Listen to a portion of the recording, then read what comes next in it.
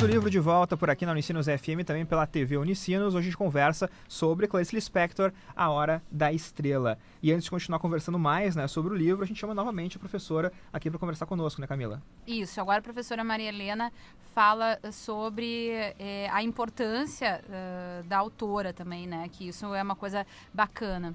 Vamos ver? Vamos lá.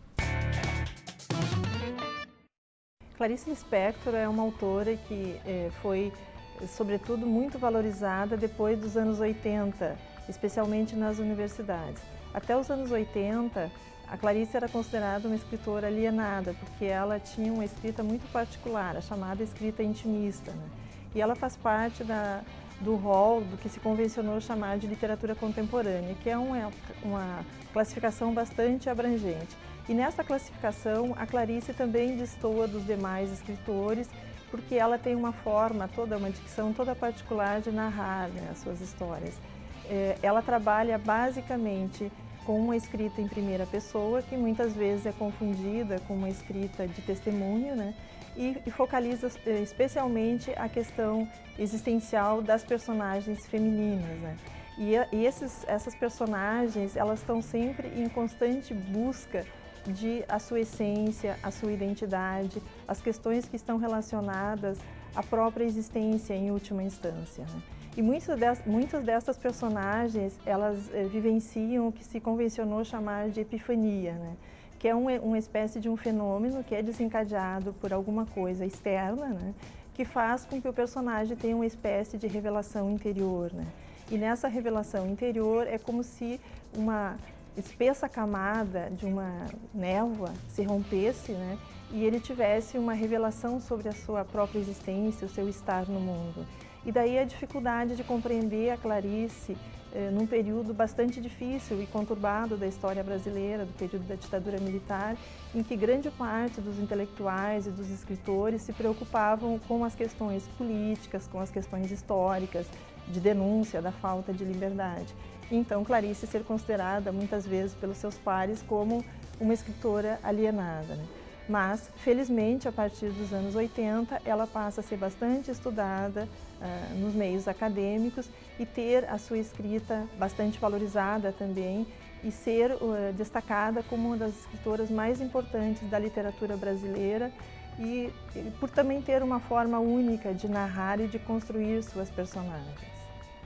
Ela trabalha também muito com essa questão do aprofundamento na voz feminina, né? De quem são essas personagens, de que conflitos existenciais têm essas mulheres, né? E também daí ser confundida muitas vezes como uma escrita autobiográfica, né, pelos leigos, e a dificuldade então de ter uma grande penetração junto ao público, uma vez que as suas narrativas elas não têm uma dinâmica mais ágil, com conflitos externos a serem resolvidos. Basicamente trata de conflitos internos, de conflitos existenciais das personagens, né? E sempre permitem então ao leitor uma espécie de reflexão sobre o seu estar no mundo, sobre a sua vida, sobre as questões mais filosóficas e transcendentais em relação à existência humana. Ela questiona, sobretudo, o próprio sentido da vida e do estar no mundo e as relações entre as pessoas. E, então, ser entendida como uma escritora que se preocupava basicamente com o seu universo particular, uma vez que ela também era vista como uma pessoa bastante difícil de se lidar, porque ela era muito também introspectiva, não era uma pessoa muito expansiva, né? Então se confundia muito a própria autora com os seus narradores e as suas personagens. Seguindo por aqui nosso Clube do Livro, então, Clarice Lispector, A Hora da Estrela. Antes o William estava completando a ideia dele, né, William? Continua falando o que estava dizendo antes do intervalo. Era sobre Prossiga, nobre o deputado. rompimento da Macabeia e o Olímpico, que ele fala assim, você, Macabeia, é um cabelo na sopa, não dá vontade de comer e tal. Diz que é um... É bem cruel. É bem cruel, E ele acaba trocando pela amiga Glória, e depois até eu acho interessante isso que ele no livro começa a dar mais destaque, mais ênfase na Glória, que parece que não aconteceu nada, que a... Ela sempre tava ao largo da história, na verdade, a Glória nunca...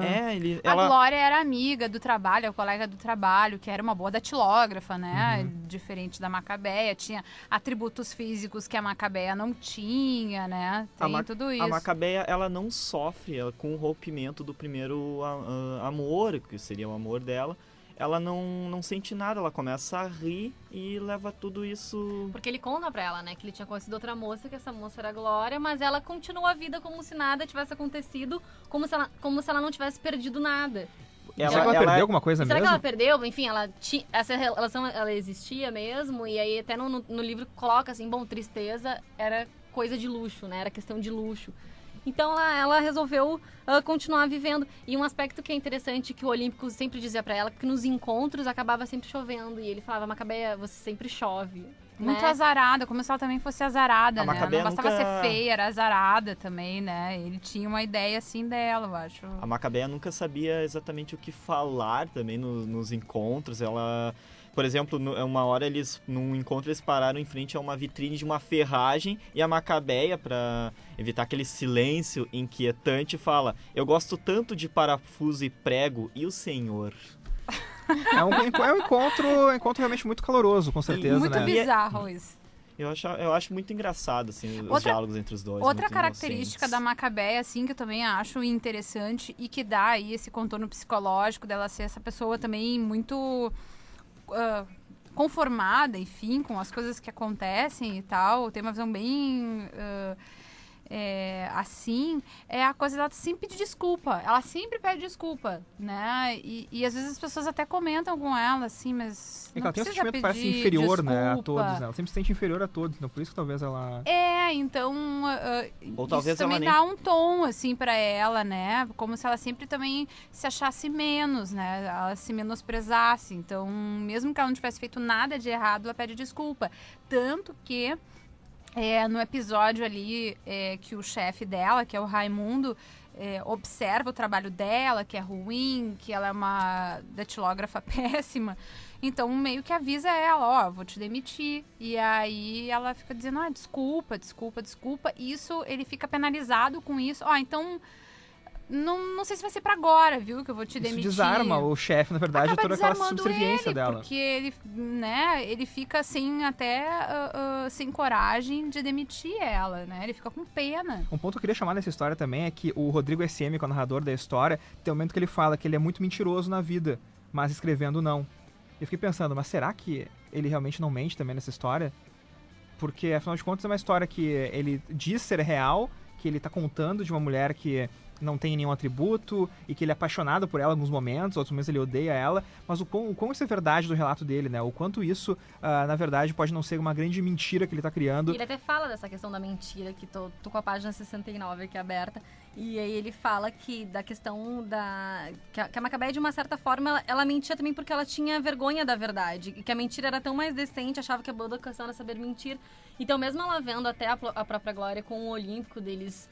trocando beijos calorosos e tudo mais, ela se botava não abalada com nada disso também.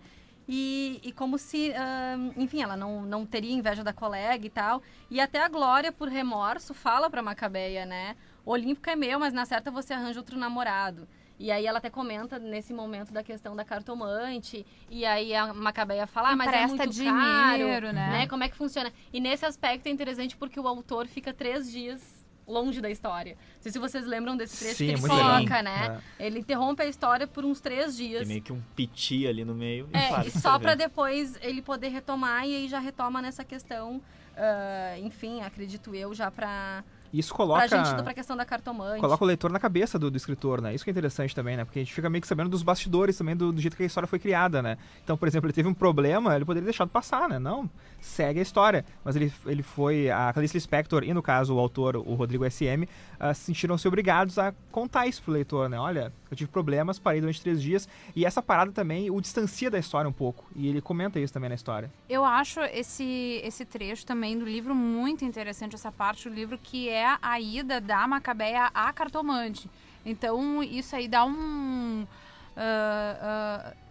dá um gás ali pro final do livro, né? Me remete bastante, claro, ao Machado de Assis, né? É. E a Cartomante, que é o outro Até clássico. aquele momento eu achei que, bom, a história agora vai cair um pouco, né?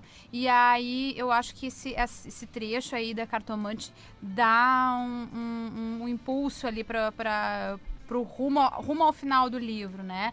Que são diálogos muito interessantes da Cartomante contando também um pouco da sua história, da sua antiga profissão e tudo mais, e do próprio tratamento que ela dá à Macabeia, e porque ela significa na história uma injeção de esperança na Macabeia, uma esperança de futuro que a Macabeia nunca teve em nenhum momento na história.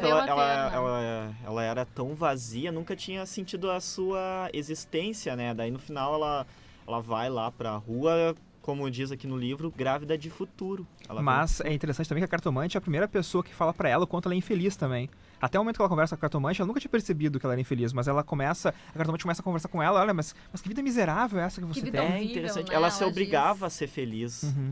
Ela dizia que era feliz, ela acreditava que era feliz, assim. E a Macabeia foi na Cartomante, lembrando, com o dinheiro emprestado da Glória, e ela inventou uma mentira pro chefe, pro seu Raimundo, de que estava com dor de dente, né? Pra poder ir na tal da Cartomante. Quando ela chega na Cartomante, a Cartomante diz, bom, eu já te esperava.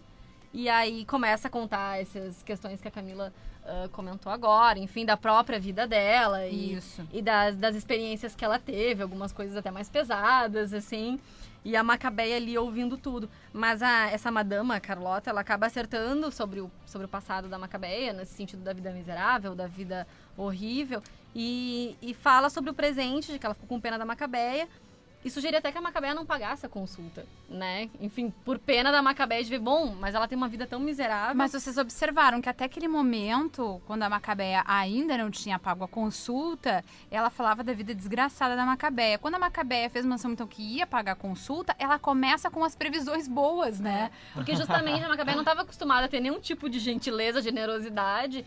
E até gostou, acho que era, acredito, da tratamento, chamava, sei lá, ela de... Querida, algo desse tipo. Querida, alguns diminutivos, até eu tinha separado aqui, agora eu perdi, mas assim, coisas carinhosas, sabe? Sabe aquele tipo queridinha, essas coisas assim? Aquela intimidade falsa carinhosas, que a pessoa tem, mas não muito, né?